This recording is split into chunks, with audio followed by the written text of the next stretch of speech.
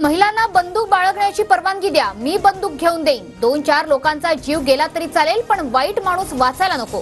अमरावतीत शिंदे गटाचे पदाधिकारी नानकराम नेभनानींचं वादग्रस्त वक्तव्य।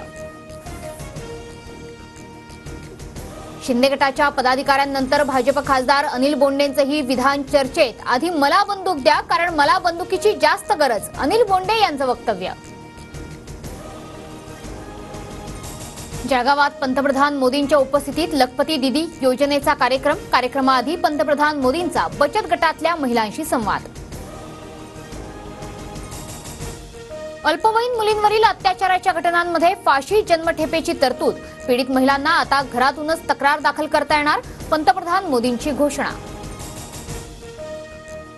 पंतप्रधान मोदींच्या दौऱ्याला महाविकास आघाडीचा विरोध, अंबादास दानवेंसह महाविकास आघाडी नेत्यांचा साखळी मोर्चा, तर दानवेंचं आंदोलन म्हणजे नौटंकी, शिरसाटांची टीका। नेपाळ बस दुर्घटनेत जळगावमधील मृत्यू झालेल्या 28 जणांच्या कुटुंबियांना 5 लाखांची मदत। जळगावातील लखपती दीदी योजनेच्या कार्यक्रमात मुख्यमंत्री शिंदेंची घोषणा। नार पार गिरनार योजनेला मान्यता दिली, राज्य मंत्रिमंडळाच्या बैठकीमध्ये टेंडर काढण्याचं काम होणार, उपमुख्यमंत्री फडणवीसांची घोषणा। पंतप्रधान मोदी जळगावला भाजपच्या प्रचारासाठी गेलेत। 15 दिवसात 4 अल्पवयीन मुलींवर अत्याचार झाले, दीदींना आधी सुरक्षा द्या, मग लखपती दीदी योजना बघा, संजय राऊतांची टीका। संजय राऊत हा निव्वळ पोपट, राऊतांना जेलमध्ये जाण्याची घाई, मिमिक्री करणाऱ्यांना गावोगावी तंबू उभारून नाचाचं काम करावं लागेल, संजय शिरसाटांचा राऊतांवर हल्लाबोल। प्रेम हे प्रेम असतं, पवार साहेब आहे तिथं जास्त बोलायचं नसतं, यापुढे अमोल कोल्हेंच्या नेतृत्वात विकासाचं काम करणार, पवारांच्या भेटीनंतर अजित पवार गटाच्या अतुल बेनकेंची प्रतिक्रिया।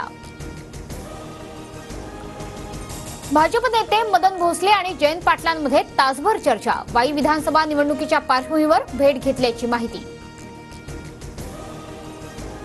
रोहित पवारांमुळे जयंत पाटील पवार गटात अस्वस्थ, जयंत पाटील भाजपच्या वाटेवर असावेत असा अंदाज, जयंत पाटील आणि नागेश भोसलेंच्या भेटीनंतर संजय शिरसाटांचं वक्तव्य।